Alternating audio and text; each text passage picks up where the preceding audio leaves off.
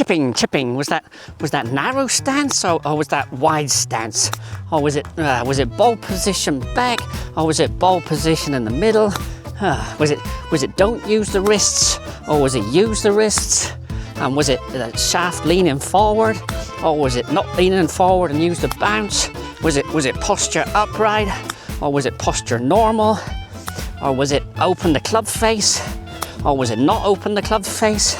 And was it should I use a chip or a pitch? What's the difference anyway? So complicated. So in this video, I promise to bring you clarity and not confusion.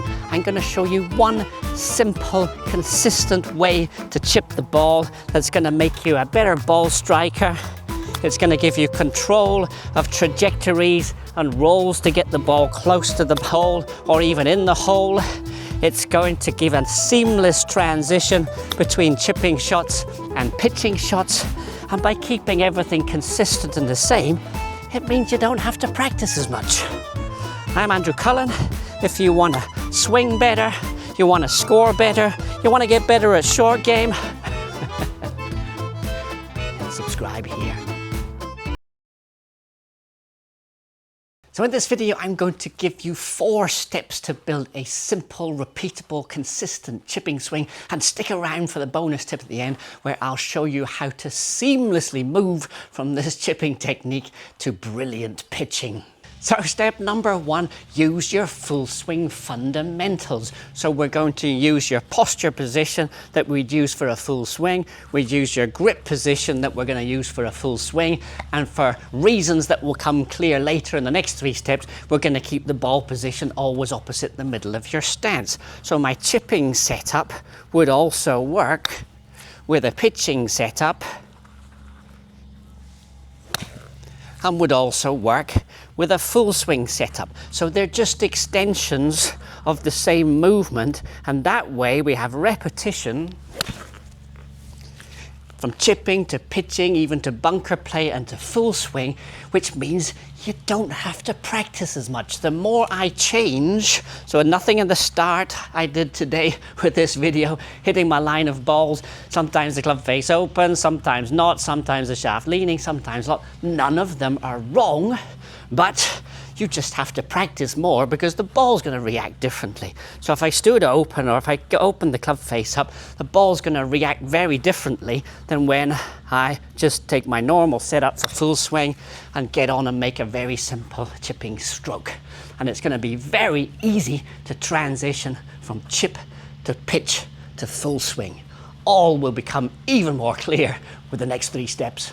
Step number 2, one moving part. The only thing I want to feel that I'm moving here is my chest. I'm just going to turn the rib cage and turn the rib cage. So a very short shot, very short turn, longer shot, longer turn. And that was one of the reasons why I want to get you in really good posture, same as the full swing, so that when we just use the turn of the body, we're actually sending the club down towards the ball. What I often see with really bad chipping is really bad posture. Very upright, shoulders round, head down. The swing goes into the hands and arms, what I'll call the windscreen wiper shot, where the arms are kind of doing their thing, and you'll get the odd good shot, but it's very difficult to repeat. This again is all about repetition of movement and a repetition of how the ball is going to react from the club face.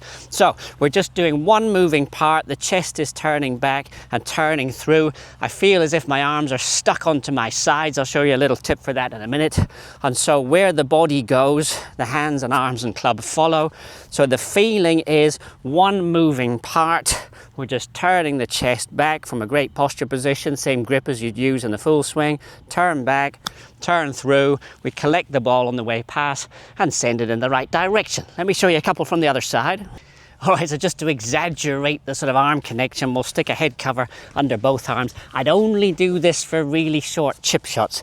It's too restrictive once we get the arms bending and rotating. So it works really well for this, just to get the feeling of the one moving part. So you'll see just my chest turning back and turning through. So a great posture, normal grip position, ball opposite the middle of my feet. We'll talk more about that in a minute. So I'm just turning the chest back, turning the chest through, collecting the ball on the way past, ooh, nearly, So we're making it a very simple, repeatable movement. Well, although I'm feeling one part is moving, of course other things are moving. The hips are coming a little bit, the weight's starting to move further to the left side as I swing through, but the only conscious movement I'm making is just the chest turning.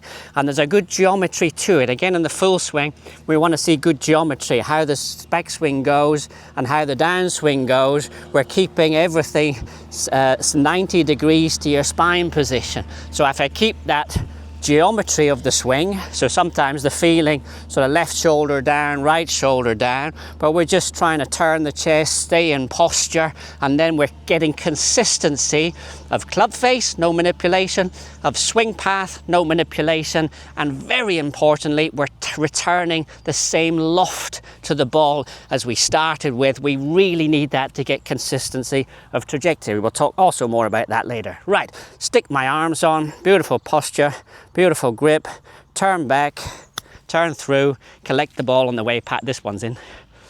Ooh, nearly.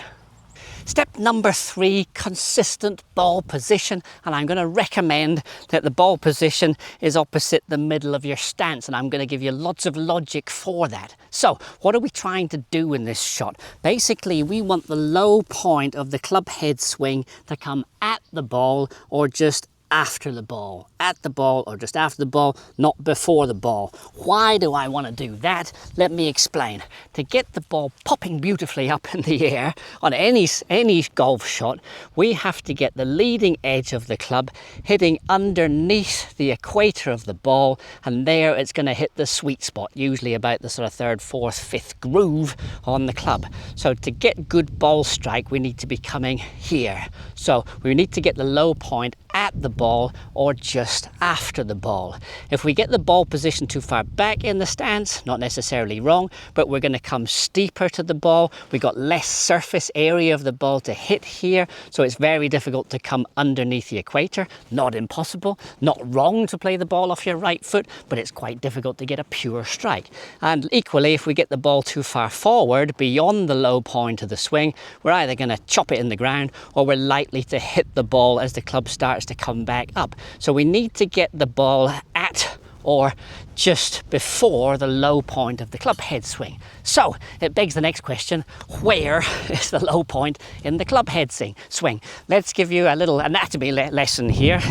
So here's my sternum right in the middle of my ribs, and I cannot swing my hands any lower than opposite this point.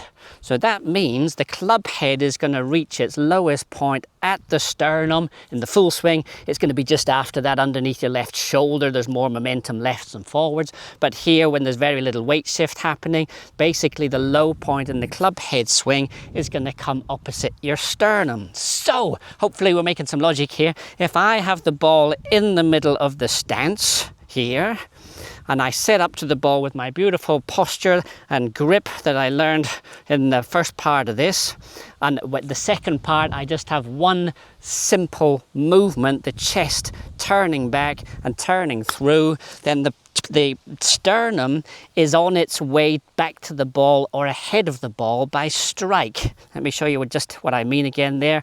So if all I'm doing is moving one part, I'm just turning the chest away, I'm turning the chest back. You see where my sternum is, it's back to the ball.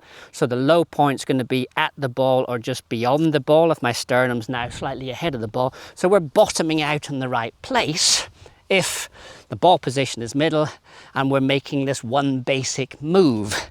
Now often, and I would also recommend it, you would say for chipping, let's put a little more weight on the front foot and keep it there. What does that do? It keeps the sternum forwards. So if I go left with the weight and I stay left, it's pretty easy to get my sternum in the right position at strike, bottoming out in the right place.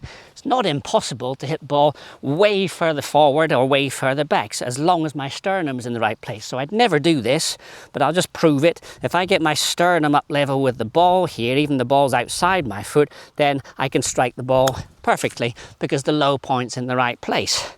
I could even go outside the right foot. So all the blah, blah, blah, the ball's got to be here or got to be there.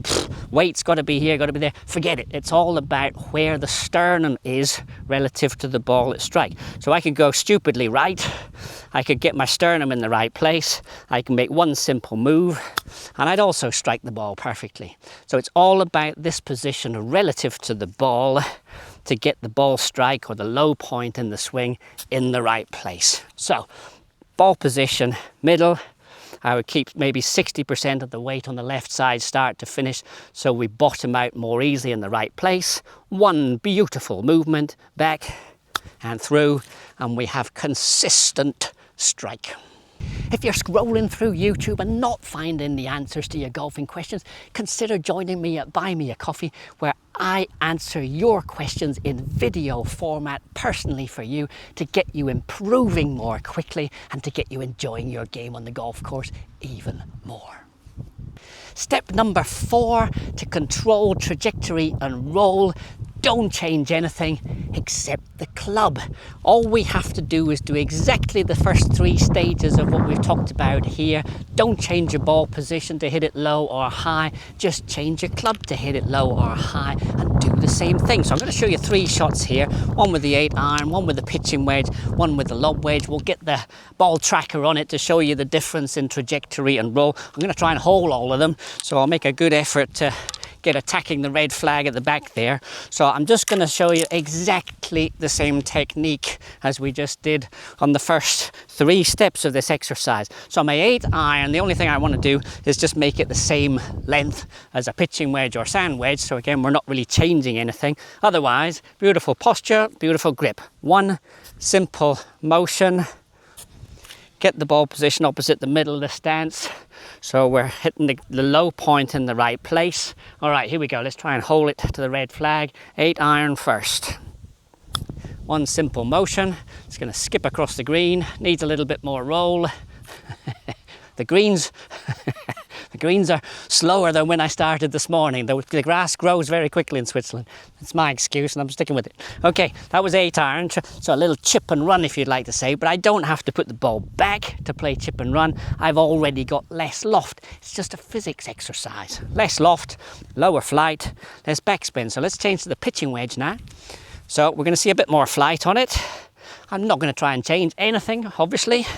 So we're going to have beautiful posture again. Great grip, one simple motion, ball position in the middle for the low point in the right place. Ball's going to pop up a little higher and roll out less than the 8-iron. Here we go, try and hold it. That's pretty good.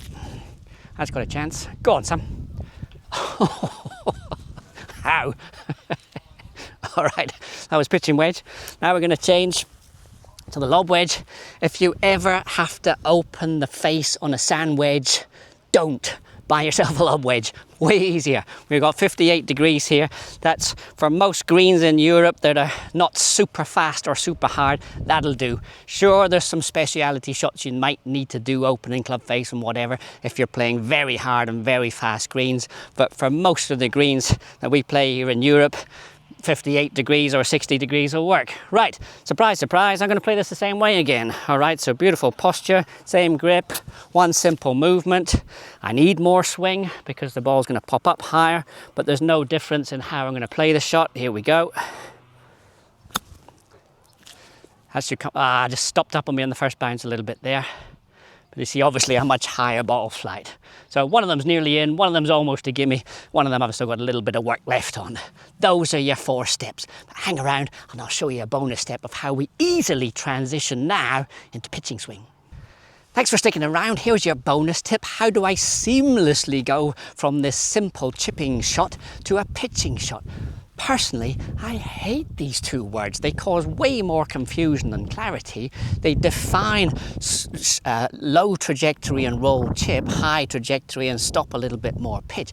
But we don't have to change the technique. We just have to change the club and the lengths of swing. I like to call it just short approach shots. So all I'm going to do here for this 30-meter shot is just extend the motion. But very importantly, and that's where some people would define the pitch, is we keep the right hand particularly particularly for the right-hand player, nice and soft. So automatically, again, my one motion, turn the chest, turn the chest, turn the chest, when the momentum of the weight of the club will help create some leverage, they'll help create some rotation, that helps to create some more speed. But I'm not trying to create these angles, I'm just letting it happen by keeping the right hand soft, Sevi style. That's where I learned as an apprenticeship, studying Sevi videos for hours and hours and hours. That's where his magic was, just keeping that right hand, as he used to say, right hand under, so always soft as he was swinging. If we do that, everything will happen from the basic shot we just did. All right, so I'm going to give myself time to set up properly.